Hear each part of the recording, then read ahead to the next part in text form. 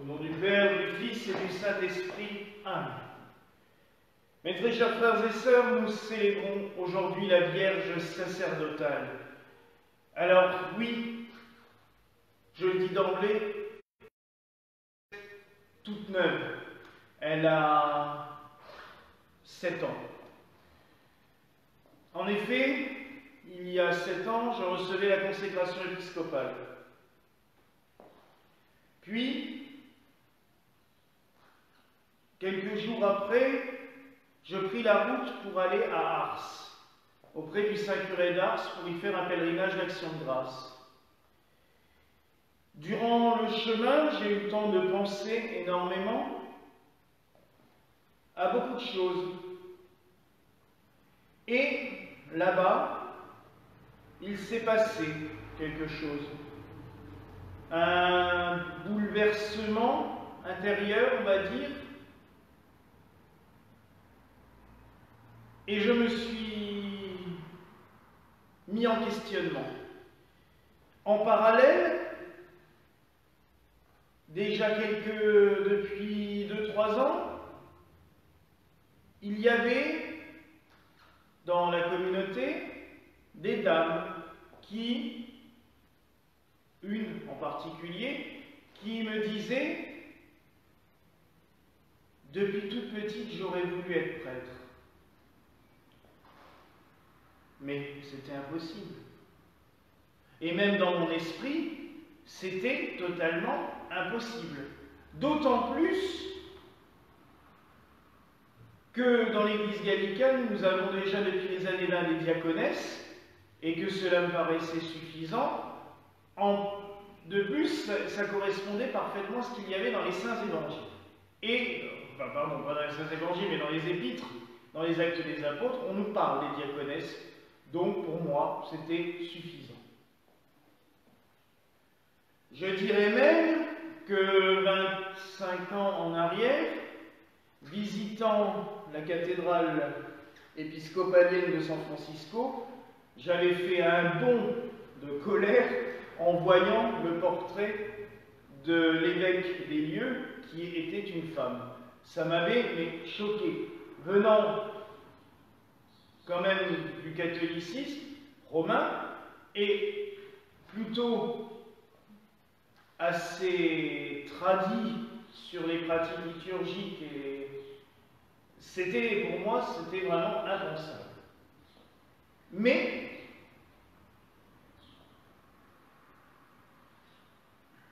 j'ai cherché, j'ai réfléchi, notamment à une icône que j'avais vue à Ars, et c'est Père Glenn qui me l'a rappelé hier soir en me l'envoyant, de Marie qui remet les tôles autour des épaules du curé d'Ars. Je me suis dit, mais Marie qui remet les tôles, c'est peut-être un petit peu présomptueux, on abuse peut-être un petit peu. Et j'ai commencé à chercher, à fouiller à mon retour pour voir un petit peu ce que je trouvais sur ce thème-là.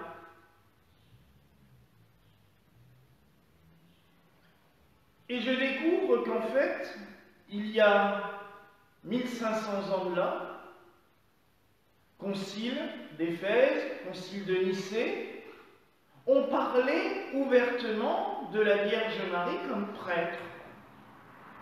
La première qui a donné au monde le Sauveur. La première qui a reçu l'appel à la vocation, l'annonciation. La première qui est allée se mettre au service des autres. La visitation, quand elle va voir Élisabeth, c'est pour l'aider dans sa grossesse.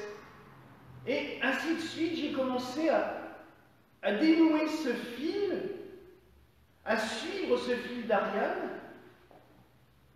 qui m'a mené à une icône que l'on trouve en Russie.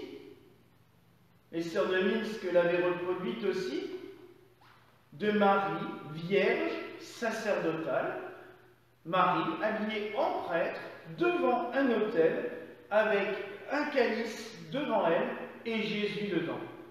Marie célébrant le sacrifice, nous offrant le Christ la première. Je tombe en même temps sur des écrits de Thérèse de Lisieux à sa sœur Céline, et notamment une lettre bouleversante où elle lui dit « Je suis heureuse de mourir, car je n'aurais pas encore pu vivre longtemps, sachant que je n'ai pas le droit et que je ne peux pas devenir prêtre. Cela aurait été mon vœu le plus cher. » Thérèse de Lisieux, la petite Thérèse, celle dont on a fait un docteur de l'Église en 1997, qui nous dit qu'elle aurait voulu être prêtre. Et ainsi de suite. Et on tombe sur des choses. En parallèle, un ami m'envoie un truc sur le coup en rigolant un petit peu.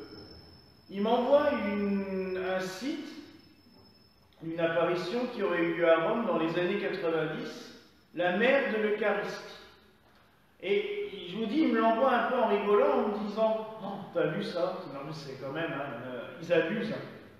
Et en fait, quand je vois l'image et la statue, moi j'ai pris ça pour une réponse à mes questionnements. C'est la statue qui se trouve ici présente. Marie, donnant la Sainte Communion. Elle a l'hostie dans la main, le calice. Et en plus, sous les deux espèces, qui nous rapprochaient tellement de notre Gallican. Et en parallèle, encore une fois, en fouillant dans l'histoire de nos églises, je me rends compte que dans ma succession apostolique, cette descendance d'évêque en évêque depuis les apôtres, il y a les Marianites, en Pologne, et en France aussi à une époque, Monseigneur Kowalski, Monseigneur Fatone et Monseigneur Kowalski a été le premier à ordonner des femmes prêtres et consacrer des femmes évêques. Dans les années 30 en Pologne, il y en a toujours. Et dans ma succession apostolique, il y avait donc aussi des femmes. Pas en ligne directe, mais toujours en co-consécratrice, il y avait des femmes. Donc, à un moment donné, ce qui me semblait totalement impensable est devenu l'évidence. On pourrait se dire, oui, bon, enfin après c'est peut-être... Mais non, parce qu'après quand on pense à Marie-Madeleine, c'est le père André Gouze, grand compositeur catholique, qui l'a écrit dans son livre La Nuit lumineuse, parlant de Pâques, où il nous dit clairement, pour lui c'est inadmissible que ce soit un homme qui chante l'exultète, la joie pascale. Vous savez, cet hymne que l'on chante à la louange de la lumière de Pâques. Il le dit, il dit, mais c'est Marie-Madeleine, c'est les femmes mirophores qui ont vu en premier le ressuscité, c'était les premiers au tombeau. Les hommes n'ont pas à dire cela, c'est aux femmes de le chanter. Et il a raison. Ordonner des femmes n'est pas, mais alors en aucun cas, et ça je m'y refuse, et souvent je suis même assez virulent avec cela, ce n'est pas pour faire comme les hommes. Non. Les hommes ont leurs particularités, les femmes en ont aussi. Mystiquement, je trouve que c'est un tout, une complémentarité. Dieu les créa hommes et femmes. Nous avons besoin de ces deux poumons pour avancer, de ces deux jambes. C'est vraiment essentiel. Et je le vois depuis maintenant 3 ans, déjà avant quand elles se formaient, mais depuis 2-3 ans maintenant qu'on a ordonné des femmes prêtres, ce qu'elles apportent aux fidèles, ce qu'elles apportent dans la vie spirituelle de l'Église, n'est pas la même chose. C'est 2 éléments. Et je trouverais même beau que dans une famille, il y ait le mari et la femme qui soient prêtres. Quand j'étais dans l'église gallicane avant, à Bordeaux, dans l'église gallicane de Gazinet, il y avait les diaconesses. Déjà ça, c'était très beau quand il y avait l'homme prêtre, la femme diaconesse, ils étaient ensemble à l'autel. Et cela serait encore beaucoup plus beau si l'homme et la femme célébraient le saint sacrifice ensemble. Pour moi, ça a été une source de grâce, un puits de grâce. Marie s'est manifestée à plusieurs reprises sous ce vocable-là. En Russie, à la fin du XIXe siècle, elle apparaît à un paysan en lui disant « Va dans tel monastère et demande-leur de sortir l'icône qui est dans tel placard. » Le paysan, qui en plus souffrait de maladies graves et d'alcoolisme, on ne l'a pas pris au sérieux. Il répète, il dit au moine « Mais là… » Et le moine, en effet, se dit « Oui, tiens, c'est vrai que dans ce placard-là, il y a une icône. » Il va voir, il sort l'icône, c'est Marie célébrant l'Eucharistie. Et l'homme est guéri instantanément. Depuis, cette icône est vénérée dans ce monastère. Mais si Marie se manifeste par ce genre de biais, c'est pas pour rien. Nous célébrons cette fête de la Vierge sacerdotale aujourd'hui, le samedi qui suit l'Ascension. Nous sommes parfaitement, avec ce que nous dit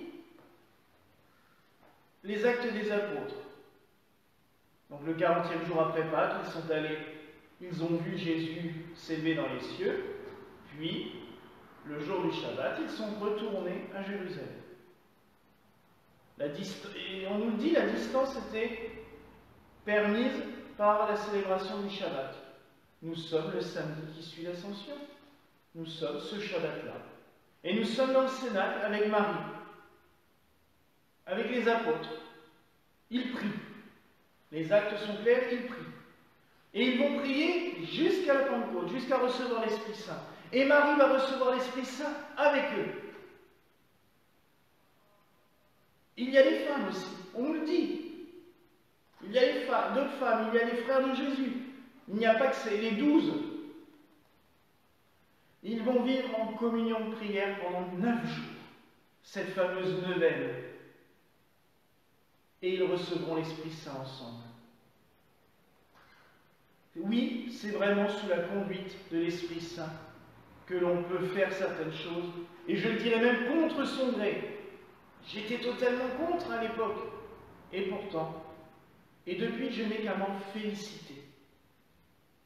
Alors je sais que d'autres évêques l'ont fait et ils veulent revenir en arrière parce qu'ils se disent oui, mais non. Mais pourquoi? Parce que ça n'a pas forcément été présenté tel qu'il faudrait. Cela doit être présenté comme un mouvement de l'Esprit Saint, un jaillissement. Les constitutions apostoliques nous disent que l'homme soit l'image du Christ et que la femme soit l'image de l'Esprit Saint. Oui, cela doit vraiment être dans cet élan de l'Esprit Saint et pas juste pour faire comme les autres. Non.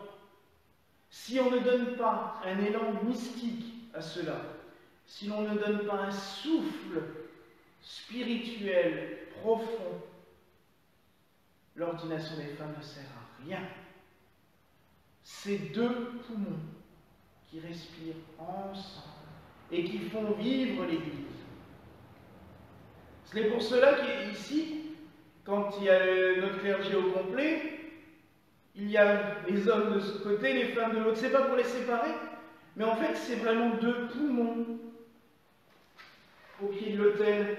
Si on prendrait cette église comme un corps, il y a le corps, les fidèles, il y a les deux poumons, le clergé, homme et femme, et la tête, le Christ. C'est cela. Alors oui, mes frères et sœurs, ouvrons-nous à l'Esprit Saint. Nous sommes dans cette neuvaine de la Pentecôte. De plus, nous venons de l'apprendre cette nuit, à minuit 08, précisément. Donc, en cette fête de la Vierge sacerdotale, nous avons appris qu'en France, nous pouvons recommencer le culte public. Alors, il y a des mises en place à faire. Le décret n'est pas paru, donc pour demain, on va rester comme on est. En plus, ce n'est pas une liturgie solennelle, donc on va garder cette date de la Pentecôte, elle est très bien.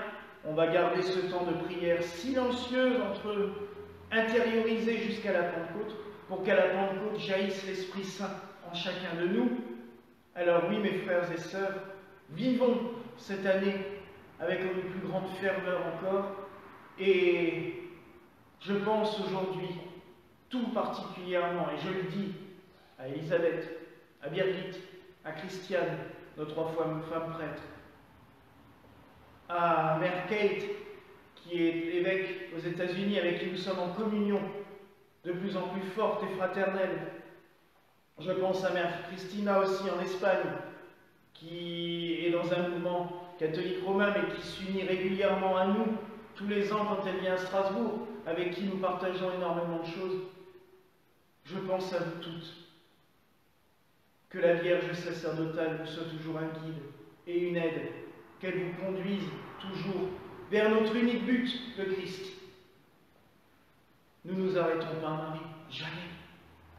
Elle nous conduit à Jésus. Oui, mes frères, mes sœurs, laissons-nous porter par le souffle de l'Esprit Saint. Acceptons sa volonté, même quand cela va à l'encontre de toutes nos pensées, de toutes nos idées. Laissons-nous porter par lui. Voilà la grâce que je nous souhaite en ce jour au nom du Père, du Fils et du Saint-Esprit. Amen. Et que la paix du Seigneur soit toujours avec vous.